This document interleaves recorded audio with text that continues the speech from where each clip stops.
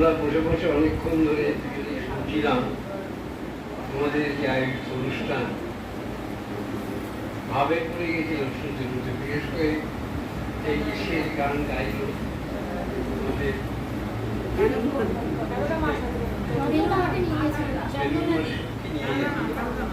গানটি খুব ছন্দের আরো ভালো লেগেছে। আজকের এই দিনটি বিশেষত্ব আজ পর্যন্ত অনেকই ব্যাখ্যা করেছিল। আষাঢ়ী পূর্ণিমায় আমাদের এই আধ্যাত্মিক সাধনার দেশ ভারতবর্ষ, যার মহান গুরু আমরা মানি, সেটা হচ্ছে বেদব্যাস।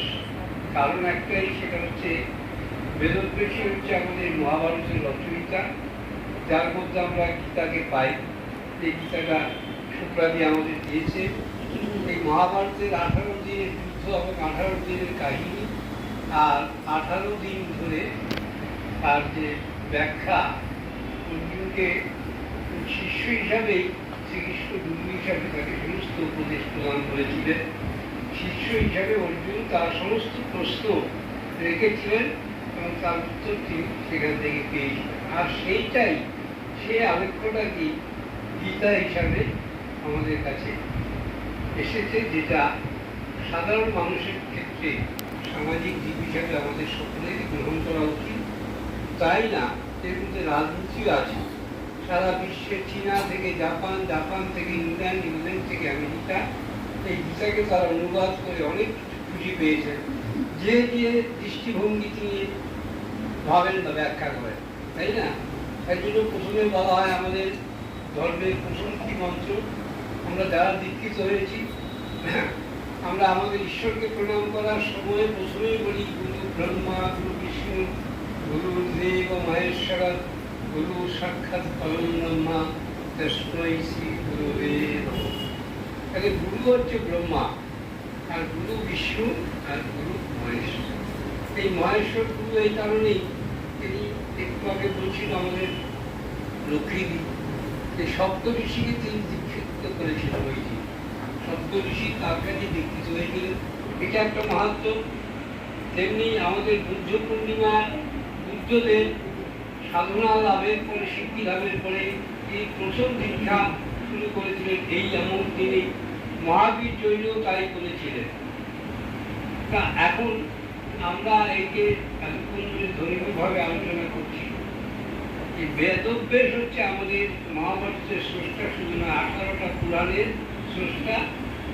এবং তার এই যে পাণ্ডিত্য, এই পাণ্ডিত্য তো সারা পৃথিবীর ইতিহাসে, আমি তো আমার চোখে আমরা অনেক কিছু দেখেছি, কিন্তু এই মহাকাব্য হিসাবে আমরা এটাকে যেভাবেই ধরি না কেন, ধর্মগ্রন্থ হিসাবে ধরুন আর মহাকাব্য হিসাবে ধরুন, প্রাচীন কাহিনী বলেই ধরুন, সত্য এই মহাভারতকে মান্যতা দিয়ে এই কারণে, এই মহাভারতেই কিন্তু যেটা বললাম, অর্জুন আর কৃষ্ণের গুরু শিষ্যের যে বাক্যলাপ, যে উপদেশ, সেই উপদেশটা আমাদের সমাজে আমাদের ব্যাখ্যা হয়ে আমাদের কাছে গ্রহণযোগ্যতা এসেছে। এর থেকে আমরা উপদেশ পাই। যেমন আমরা আবার তেমনি বিপরীতমুখীও পাই। বিপরীত বলে বলছি তা হচ্ছে না গুরুকে মান কোনো দায়ী নয়। এই মহাভারতে আমরা পাই, কিন্তু ব্যাখ্যার ব্যাপার আছে। কি পাই আমরা? পরশুরাম বিখ্যাত একজন, 18 বার ক্ষত্রিয় শূন্য করেছিলেন পৃথিবীকে। কিরকম বীর বুঝতে পেরেছেন? সেই পরশুরামের শিষ্য ছিল কর্ণ, পরশুরামের শিষ্য ছিল ভীষ্ম, পরশুরামের শিষ্য ছিল দ্রোণাচার্য, কৃপাচার্য, এবং পরশুরামের শিষ্য ছিল আমাদের ভীম, দুর্যোধন। কিন্তু দেখুন, এরা সব কিন্তু পরশুরামকে গুরু হিসাবে মানে। কিন্তু প্রথম কাহিনী হচ্ছে কর্ণ যখন যুদ্ধে পরাজিত হলো, কিন্তু পরাজিত হওয়ার কথা নয়। কারণ কিন্তু অর্জুনের হাতে মৃত্যু হলো একটাই কারণ, সেটা কি? ওই যে অভিশাপ। ওই যে বলেছি ধর্মের মধ্যে অধর্ম ঢুকে গেছে। কোথায়? এখানেই হচ্ছে মহাভারত গীতার বাণী। সেটা কি? ধর্ম একদিকে, অধর্ম একদিকে। ধার্মিক যদি অধর্মের পথ গ্রহণ করে, তারও পথে অনিবার্য। সেটাই আমরা শিক্ষা পেয়েছি মহাভারতে গীতা অধ্যায়ে। এরকম বিশ্ব তার যে ইচ্ছা মৃত্যু, কিন্তু শ্রীকৃষ্ণ কি বললেন? যে তুমি অধর্মের পক্ষে দাঁড়িয়ে তোমার কোনো মানুষের বধূ মর্যাদা রক্ষা না করে তুমি অধর্মের সঙ্গে সাপ দিয়েছিল, এই জন্যই তোমার এই মৃত্যু। তেমনি দ্রোণাচার্য তাই। কর্ণ ভুলে গেছিল ব্রহ্মাস্ত্র ব্যবহার করতে, কেন জানেন? এটা অভিশাপ ছিল আমাদের পরশুরামের, যে তুই আমাকে মিথ্যে কথা বলে তুমি সুতপুত্র হয়ে পুত্র হিসাবে বিকৃত হয়েছ, সেই জন্য আমি তোমাকে অভিশাপ দিচ্ছি, যে বিদ্যা আমি তোমাকে দিয়েছি প্রয়োজনের সময় এই বিদ্যা তুমি মনে রাখতে পারো। তাই যখন বিপদে পড়ল তখন কৃষ্ণ বলছেন অর্জুনকে এখনই তাকে মানো, এই সময় অর্জুন ভুলে গেল। কেন? অভিশাপ এই জন্য নয়, এই জন্য কেন গল্পটা বললাম, মিথ্যের আশ্রয় অধর্মের পক্ষ যদি গ্রহণ করে শুধু আপনাকে বাঁচাতে পারবে না, এই শিক্ষা আমাদের দিয়েছে মহাভারত। এই জন্য মহাভারত জীবনের একটি অমূল্য সম্পদ আমাদের ভারতবাসীর পক্ষে। সব কিছু জান এই ভারতে, তাই আর বলে না মহাভারতে সব আছে এই মহাভারতের মধ্যে। আমরা দেখবেন এই ব্যাখ্যা আমরা অনেকে করি না, আমি ওইটুকুই বলছি। আমি দেখবেন মহাভারতের মধ্যে এখন অব্দি আমি উত্তর পাইনি, কিন্তু প্রশ্ন অনেক জায়গায় দেখেছি। আমার প্রশ্ন এটাই, মহাভারতের 18টি অধ্যায়, গীতার 18টি অধ্যায়, সেদিন যাই ব্যাখ্যা করেছিলাম না, 3 আর 6 আর 9, এই তো এই সংখ্যালঘু বিদ্যায় রহস্য কি আছে যে 18 অধ্যায় রচনা করেছে। 18 অধ্যায় গীতা হয়েছে, 18 অক্ষহীন সৈন্য দিয়ে যুদ্ধ হয়েছে, আর 18 জন বীর যোদ্ধা বেঁচে ছিল। যারা বেঁচে ছিলেন এই পঞ্চপাণ্ড সহ এই 18 জনই বেঁচে ছিল, আর 18 অক্ষহীন সৈন্য এই যুদ্ধে দান করে। সেদিকেই বলছি যে 18 রহস্য কি, 18 জায়গায় 17 হয়নি কেন, 19 থেকে বললাম 3, 6, 9, 3, 6, 9, 9, 18, 8 থেকে 9, এই 9 আসছে ঘুরে ঘুরে। আর যেখানেই যত অংশ যত খণ্ডই করি না কেন, এক পুত্র অনুমতি হয়, তারও মান হচ্ছে 9। তেমনি 1 আর 8, এই 18, 8 রেখে নেয়। এই রহস্য আমাদের অনেক মনে প্রশ্ন নেই, কেন আসে? আর ওই বিষয় এটা আমি শুনছিলাম, আমি বলিনি। কারণ এতদিন ঘটনা 18 মধ্যে একটা বেশিও না, একটা কম, তার মধ্যে এটা একমাত্র তার ভাবনা দিয়ে এক গান রয়েছে। আর আমরা যারা পড়ি তারা আমাদের মতো করে ব্যাখ্যা করি, কিন্তু তা নয়। যিনি লিখেছেন তার মনের কথা বোঝার ক্ষমতা অন্য কারণ নেই ছাড়া। তাই আজকে গুরু পূর্ণিমার দিনে আরেকটি শেষ কথা বলবো। আপনারা দেখেছেন, আমি এটা বলছি এই কারণে, গৌতম বুদ্ধকে আপনারা ছবিতে দেখেছেন। কি দেখেছেন? একটু মেরামন্দি মানুষ তো নয়, একটা রাজার মুকুটের মতো একটা বস্তু পড়ে আছে, দেখেছেন সবাই? রাজার মুকুটের মতো একটা। কেন? এই বৌদ্ধ ধার্মিক এই সাধনা করছিলেন এক নদীর প্রান্তে, খরা রুদ্রের মধ্যে, দিন নেই রাত নেই, সাধনায় যখন মগ্ন ছিলেন, তার কষ্ট দেখে সামান্য একটা ক্ষুদ্র জীব তার মাথাকে আস্তরণ দিয়ে ঘুরে দিল। এটা কি জানেন? শামুক।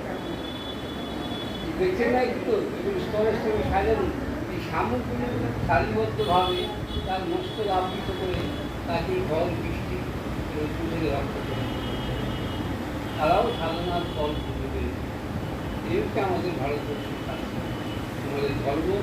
তাই যেটা বললাম যে আমাদের ভূমিকা, গুরু শিষ্যের পরম্পরাটা কিন্তু মারাত্মক। কেমন আমরা মহাভারতে পাই, তেমনি আমরা আমাদের এই বর্তমান জগতে এই কথাটা গল্পটা বলি শেষ করবো। এটা মনে রাখবেন, বিশেষ করে আমাদের একজন দিদিমণি এখানে আছে, তাদেরই কাহিনীকে আমি শেষ করবো।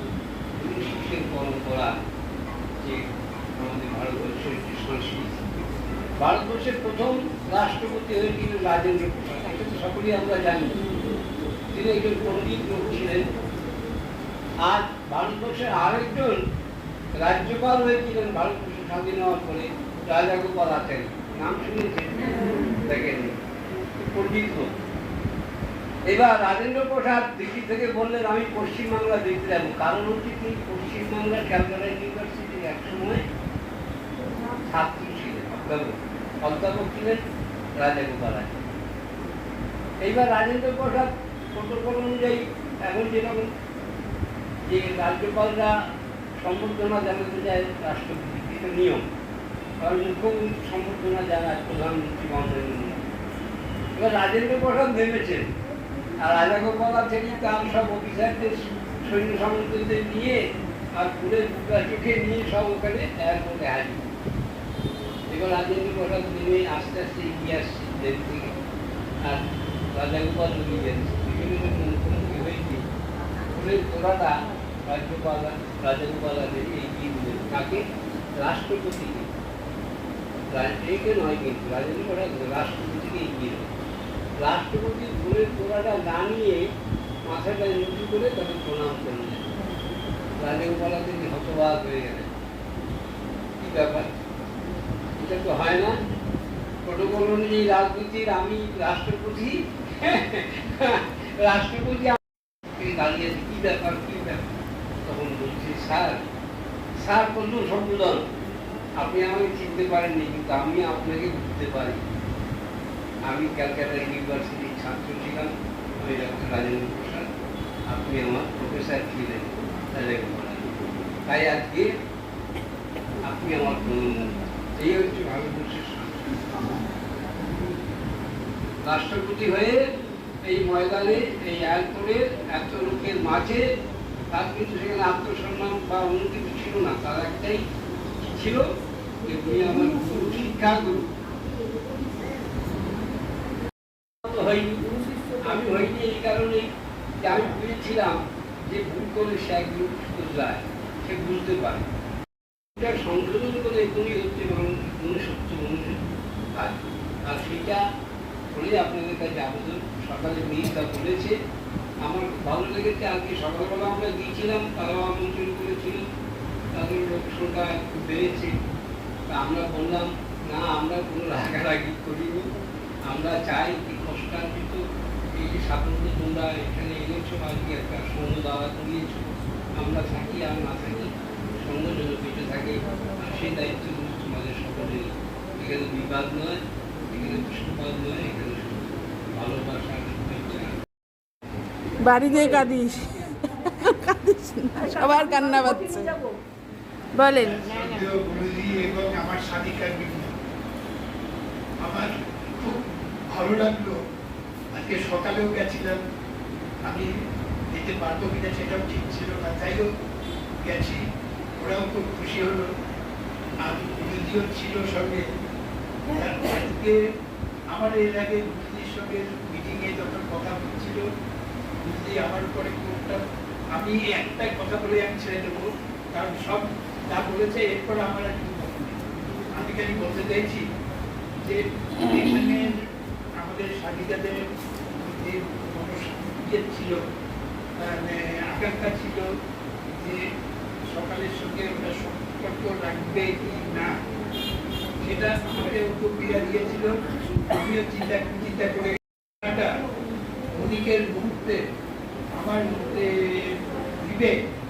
আমার বিবেক বলল তুমি এটা করো না, আমাকে বিবেক না করে দিল, আমি পারলাম না।